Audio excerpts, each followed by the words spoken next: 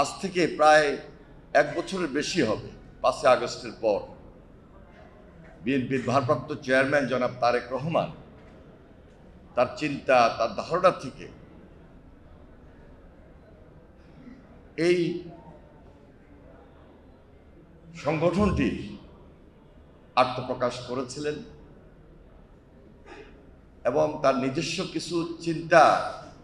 যে ছিল, আজকে অনেকগুলা ধারাবাহিক কর্মসূচি বা প্রোগ্রাম করার পর আমরা আরো বেশি বুঝতে সক্ষম হচ্ছি। একটা বিশেষ পরিকল্পনা নিয়ে ভারপ্রাপ্ত চেয়ারম্যান জনাব তারেক রহমান আমরা বিএনপি পরিবার এই সংগঠনটির শুরু করান। আমরা কেউ ছাত্রদল, কেউ যুবদল, কেউ বিএনপি, অনেক অঙ্গ সংগঠনের সঙ্গেই সম্পৃক্ত আছি বা ছিলাম, বা এখনও যারা সংগঠনটা করেন তাদের নিজস্ব কিছু সাংগঠনিক তৎপরতা থাকে এবং আছে। আমরা বিএনপি পরিবার, বিএনপির কোনো অঙ্গ সংগঠন বা সহযোগী সংগঠন ডিরেক্টলি বলার কোনো সুযোগ নেই। তারেক রহমান তার চিন্তা এবং ধারণা থেকেই তিনি খুব আগে ভাগেই উপলব্ধি করলেন যে এই পরিবারগুলো যেন কোনোভাবে আমাদের এই সাংগঠনিক তৎপরতার মাঝে হারিয়ে যেন না যায়, এদেরকে পাশে রাখতে হবে, এদের পাশে আমাদের থাকতে হবে। আমি ভারপ্রাপ্ত চেয়ারম্যান জনাব তারেক রহমানের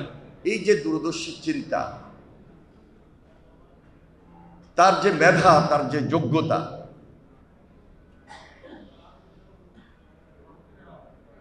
এটা আজকে সারা বাংলাদেশে সাধারণ মানুষ তার নেতৃত্বকে খুব কাছ থেকে গ্রহণ করছে। তার বক্তব্য, তার বিবৃতি, তার কথাবার্তা, বিশেষ করে বিবিসিতে আপনারা দেখবেন যে তার একটা যে ইন্টারভিউ, খুব স্বাভাবিকভাবে উত্তর দেওয়া, সাংবাদিকদের সঙ্গে কথা বলা, এঙ্গেজ হওয়া, একদম সাদা সিধা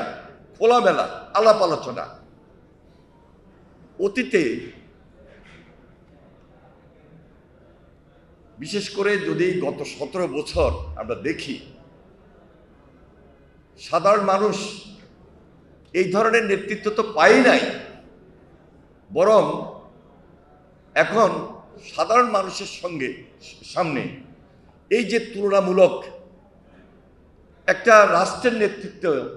কিভাবে হওয়া উচিত, কিভাবে আসা উচিত, সাধারণ মানুষের পাশে কিভাবে থাকা উচিত, এটা তারেক রহমানের ওই দূরদর্শী বা তার মেধা এবং তার যোগ্যতার মাধ্যমেই আজকে প্রমাণিত হয়েছে যে একটা দেশের রাষ্ট্রনায়ক অথবা সাধারণ মানুষের নেতা অথবা একটা দলীয় রাজনৈতিক দলের নেতা এই ধরনের হওয়া উচিত, যেটি শহীদ রাষ্ট্রপতি জিয়া রহমান তার জীবদ্দশায় গণমানুষের নেতা হিসাবে, সাধারণ মানুষের নেতা হিসাবে এবং বিএনপিকে গণমানুষের দল হিসাবে তার নেতৃত্বের মাধ্যমে তিনি প্রমাণ করেছেন।